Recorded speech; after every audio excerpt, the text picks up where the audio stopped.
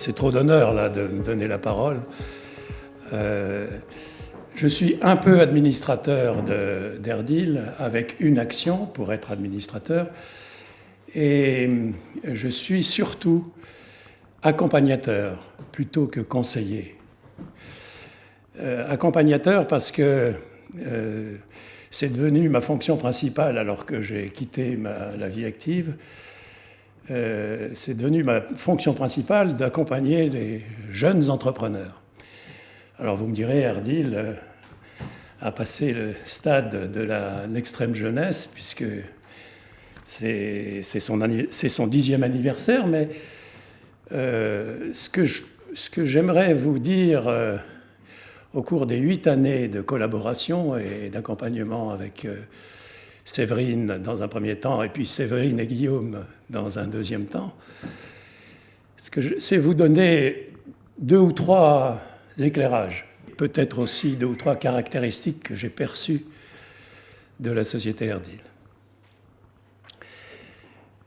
La première, c'est que j'accompagne entre 5 et 6 sociétés, bon an, mal an, dans leur développement, dont Erdil.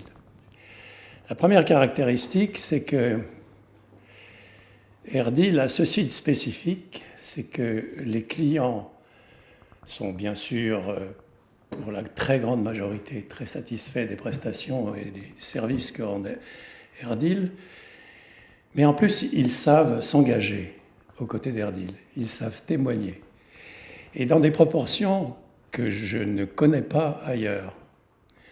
Ça me paraît être une des caractéristiques fondamentales et un résultat assez extraordinaire du développement de cette société, de la société Erdil. Première chose. La deuxième, c'est que le développement de la société, Guillaume nous l'a dit, il est rapide et il est autofinancé. Ça a l'air de rien, mais j'ai vécu 30 ans dans une entreprise que j'avais créée, qui s'est beaucoup développée aussi, et je peux vous dire que ça demande beaucoup d'énergie et beaucoup de savoir-faire.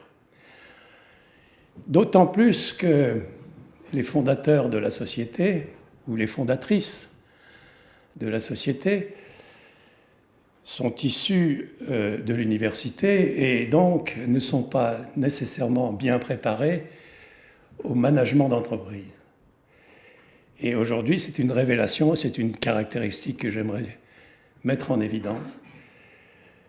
Erdil, aujourd'hui, est managé de manière spécifique et habile et très efficace.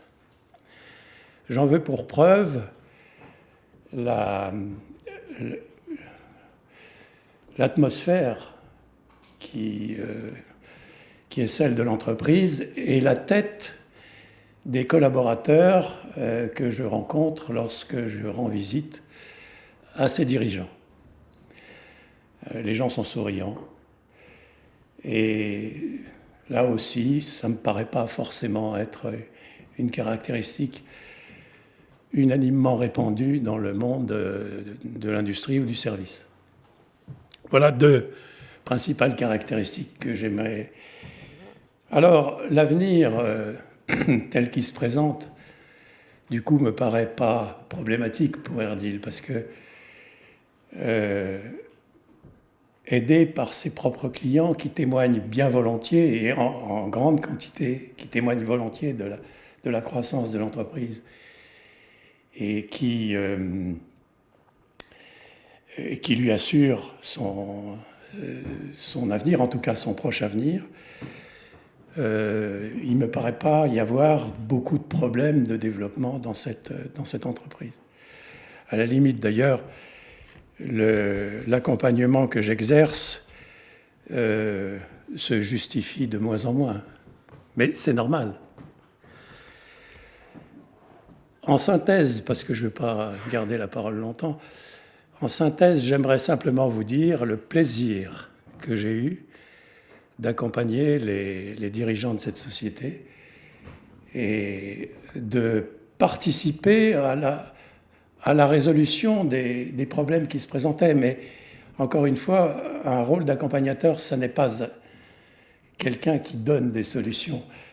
C'est quelqu'un qui ouvre les perspectives, qui essaye d'ouvrir les perspectives de développement. C'est ce que j'ai tenté de faire. Et aujourd'hui, j'ai l'impression d'avoir été utile. Donc, je voulais simplement vous faire part de ce service. Et puis, pour conclure définitivement, tout ça n'existerait pas sans les collaborateurs de l'entreprise, anciens ou récents. Et je pense que Erdil leur doit beaucoup.